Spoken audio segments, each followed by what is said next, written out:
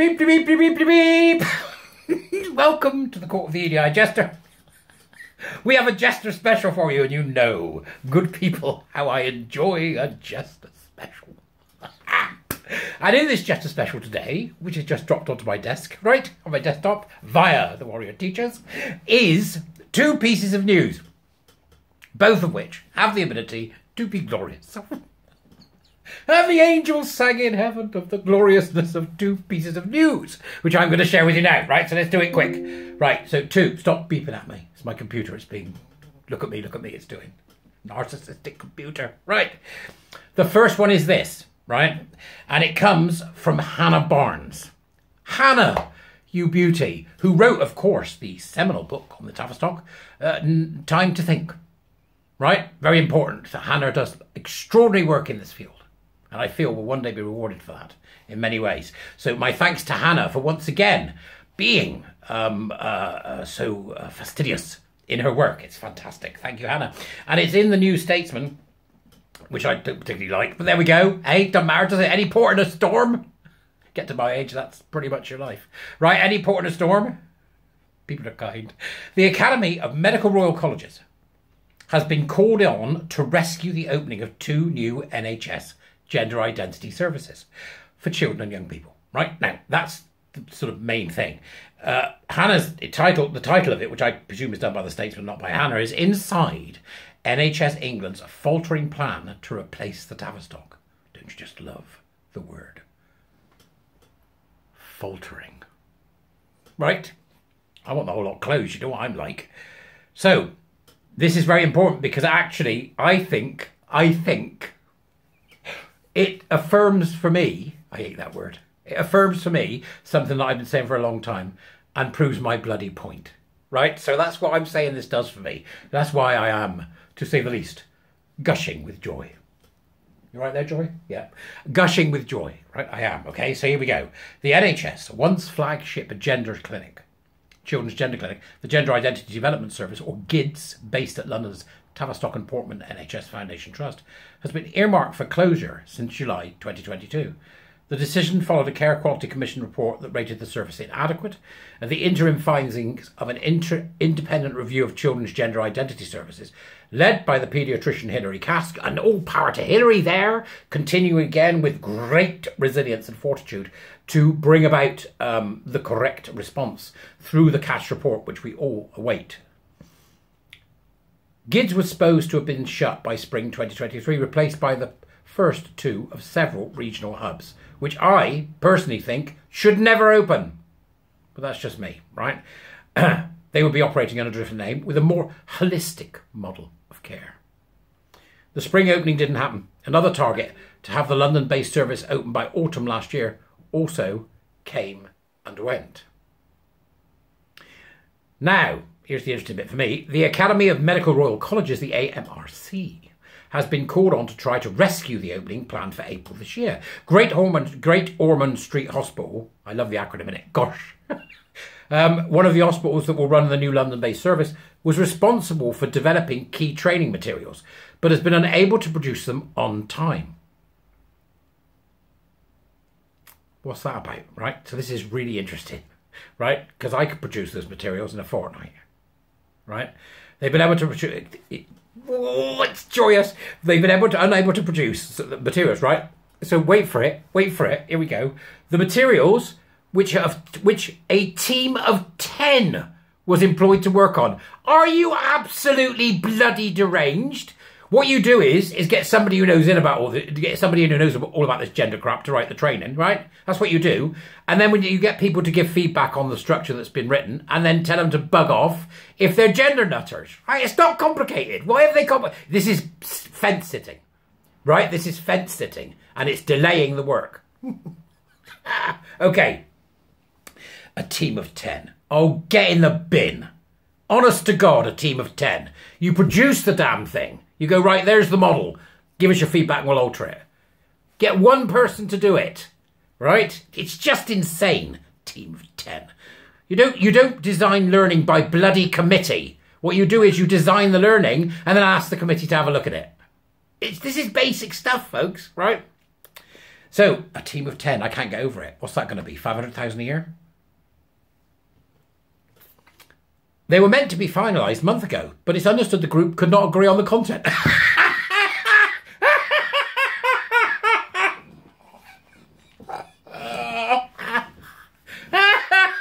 There you go. That's what happens when you try to make an unreality a reality. That's what happens when you build a framework for an organisation in which the organisation's job is to uphold a falsehood that doesn't exist. They can't agree on the fundamental knowledge that's to drive the damn thing forward. How is Cass coping with this? How does Hillary put up with these people? Right? It's just extraordinary, right? Absolutely story. A planned training day for new staff was cancelled on October 23 with just a day's notice. Right? The group cannot agree on the content. The problem you've got here is I'm right, and this is what the bit I'm quite sort of like gloaty about. The first stage for all of this, be it for the patients, the surgeons, or anybody else that's involved, is educational that debunks the entire process from the 1970s through to now and exposes the likes of Money, Stoller, Benjamin, whoever he was, and every other bloody sexologist and lunatic transgender nonsense merchant that's ever been involved in it. That's where you start. Then you begin with the statement, there is no such thing as gender identity, and then you write your training programs. Why are you having a problem with this? They are attempting to turn a cultural phenomenon, which is dangerous, which is the belief in gender identity and transgenderism and queer theory. They're trying to turn that belief into a process that will be driven by policy. And what do you get? A schism between 10 people. It's insane. It's absolutely deranged. Hannah continues, gosh will play no further role in training going forward, but that responsibility being taken over by AMRC. Right? So NHS England has asked the AMRC to put together an induction course for staff recruited to the services. This is fascinating. Fascinating. Right? So what they've gone is, ideology. He thinks this and she thinks that. Because they think there are two sides to this. Right? So they've tried to write a training program that will make everybody happy. And they can't make everybody happy because you either believe in freedom of speech, reality, and the fact that we are our bodies, or you don't. And if you don't, you deserve no position anywhere near any medical institution, whether you're a surgeon or a damn cleaner. I don't care. Right? So what happened? They've gone, right, gosh, we'll have no more to do with it. Why? And they've gone this other group, the AM, that said they'll take it over. Why? What is the ideological basis of those two groups? Is it gosh that is gender nutters, transgender rubbish, queer theory fools? Is it them? Is it them that are the problem? Is gosh the ones that are pushing this unreality in the NHS and are pushing, you know, your rainbow lanyards and all that crap? Are they wholly into that, gosh? Or is it the other lot that are wholly into it? Because what this indicates from what Hannah is telling us, that even the induction, which is the most basic of training you give to any employee that you take on, cannot be completed on time or agreed upon because they have a schism based on an ideological framework which includes an absolutely nonsensical belief system in the NHS.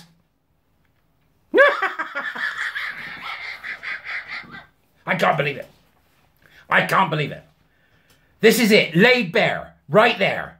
The ideological rot at the heart, because nobody in this damn process is listening to Cass, I imagine. Or nobody in this damn process is telling the nutters to sod off. And nobody in this damn process is going, sex is real, the Enlightenment matters, freedom of speech matters, your identity is immaterial, gender identity is personality, gender expression is fashion. Now write the induction. This is a lack of leadership from somebody who understands exactly how dangerous these parasitical ideas are. And what have we got? A split. The next thing we've got to find out is which of those are the nutters and which of those are the realists. Because that may well be the split. It's certainly each end of the bookend that we have to explore, isn't it, folks? Nutters, realists. Which one? We don't know. Who's held sway? So what we've had is an internal war in the setting up of these ridiculous clinics that is now spilling out, thanks to Hannah. Hey, go Hannah. Right? So I'm like, yeah, okay, bring it on. Let's have it. I want to know. Who are the nutters? Who are the realists? How much of the nuttery is infecting the one that's going to be left, which is the AMC, right? The AMRC. So, AMRC confirmed there isn't enough time, but will ensure clinicians are confident and have access to the right sources to begin seeing patients. Well, what sources will those be? Because if they're not sources that debunks the whole thing, they shouldn't be seeing patients. And the patients shouldn't be being seen until they've been through the educational triage, which you singularly failed to do for the people that are going to work there. You want the educational triage? I've got it. It's already written. It's called the Warrior Teacher Programme, and my Warrior Teachers deal with it every day. If you want to know how you really deal with this, come and talk to me. It makes me so angry that nobody would make a declarative bloody statement about this absolute damn nonsense that's going on, that has medicated and sterilised children, forced people who are confused about who the bloody hell they were into a state of dementia in their old age that they forget that they were pretending to be something else. Go on, tell me. Tell me where the reasonable bit is between those two things. Tell me, because reason is killing us right now. Killing us right now. Fence sitting is killing us right now, right? There is no halfway with this. None. It is an irredeemably iatrogenic process whether you are 5 or whether you are 50. And here we are. Here we are at the heart of this, as Hannah has revealed, with people that are unable to control ideologues within the organisation or to state with absolute sincerity as a leader, you are going to do it this way or you are going that way.